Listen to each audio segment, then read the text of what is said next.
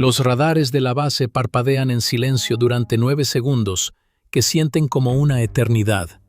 De pronto, decenas de puntos aparecen al mismo tiempo en la pantalla, moviéndose a más de 2 milésimo kilómetros por hora desde el este, directo hacia los hangares y los depósitos de combustible.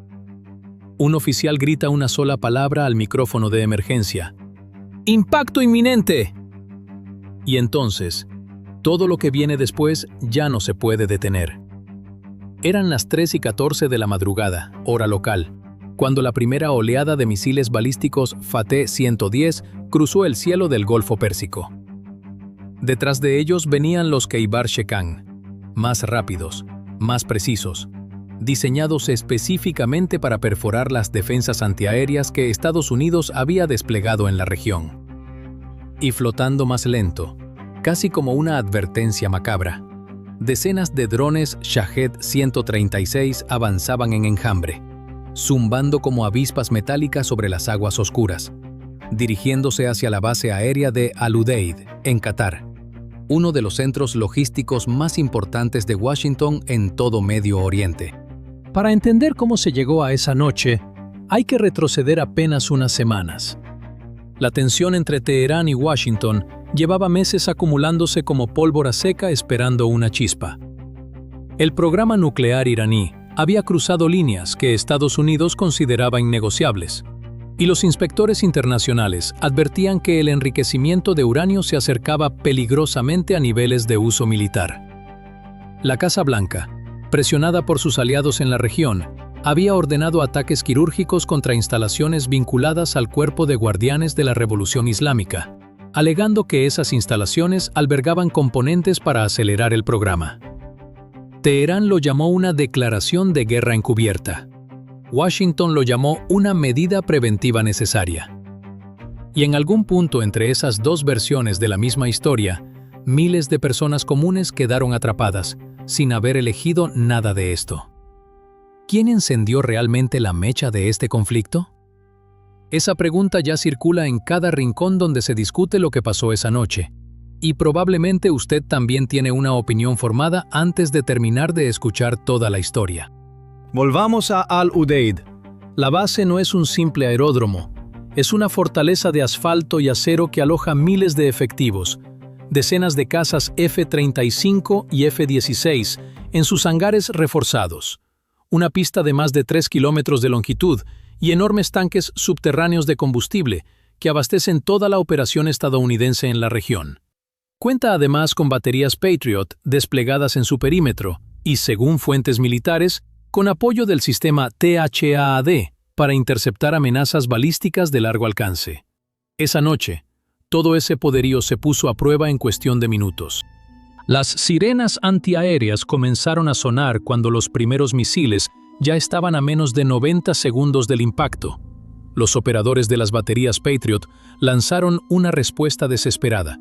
Interceptores subiendo al cielo nocturno, estelas de humo cruzándose con las trayectorias entrantes. Según los primeros reportes militares, alrededor de 70% de los proyectiles fueron neutralizados en el aire, pero no todos. 2 misiles Kheibar-Shekan lograron atravesar la cortina defensiva y golpearon directamente un área de mantenimiento y un depósito de municiones, provocando una explosión que se vio desde kilómetros de distancia.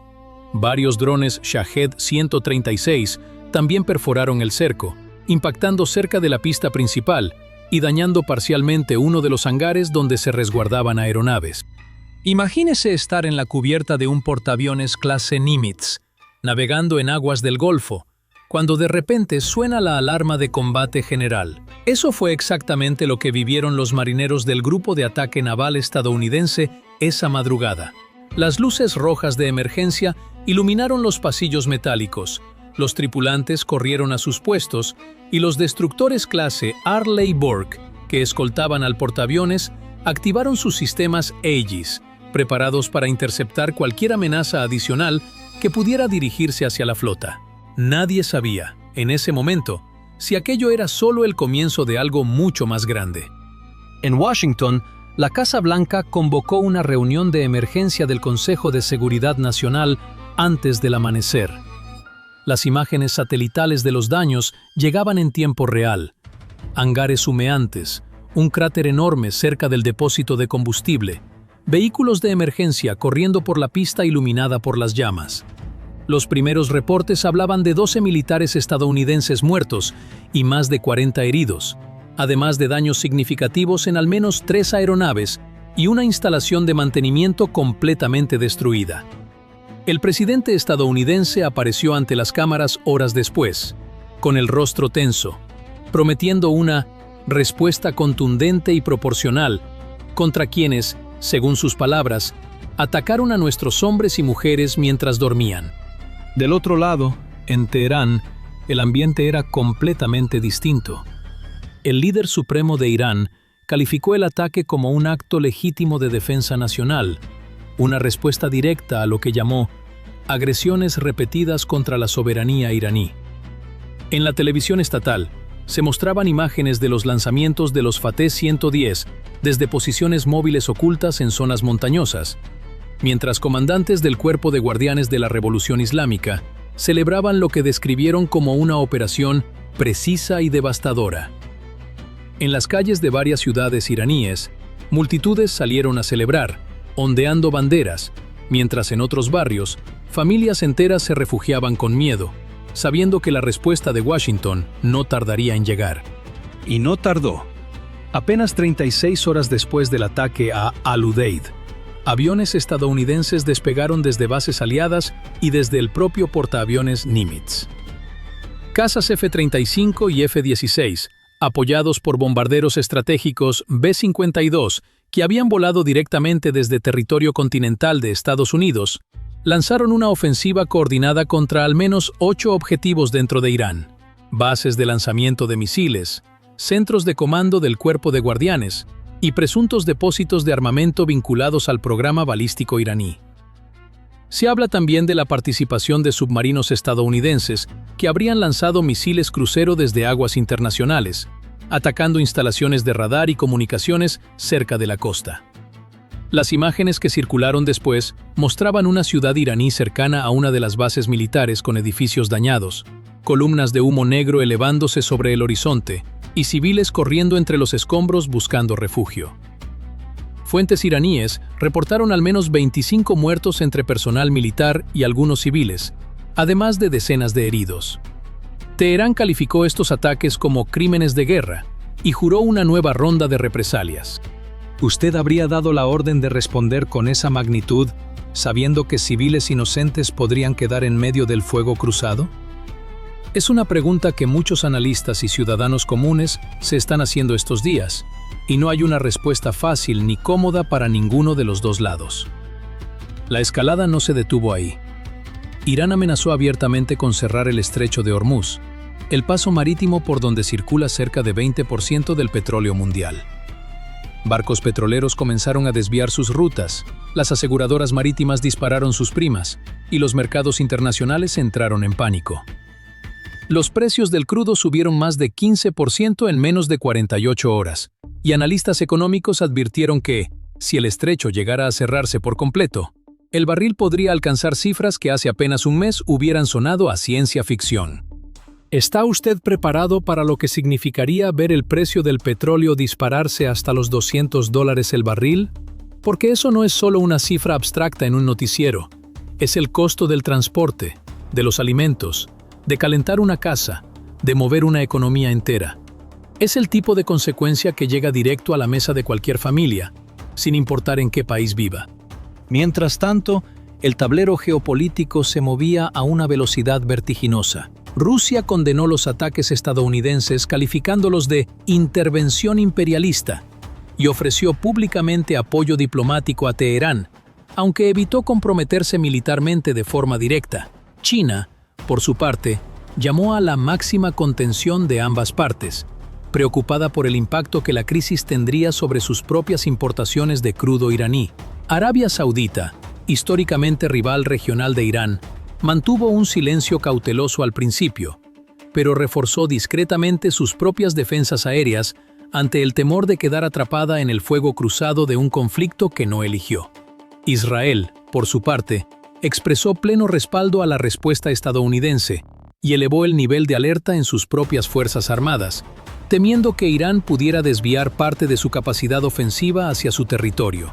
En Naciones Unidas, se convocó una sesión de emergencia del Consejo de Seguridad, donde el secretario general advirtió que el mundo está a un paso de un conflicto regional de proporciones incalculables y llamó a ambas partes a la contención inmediata.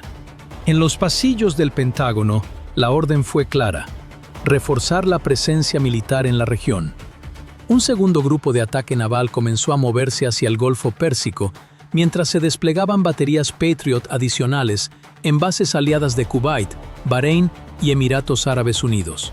En paralelo, inteligencia satelital detectó movimiento inusual de lanzadores móviles de misiles en varias provincias iraníes, lo que generó nueva alarma sobre una posible segunda oleada de ataques. ¿Quién realmente encendió esta guerra?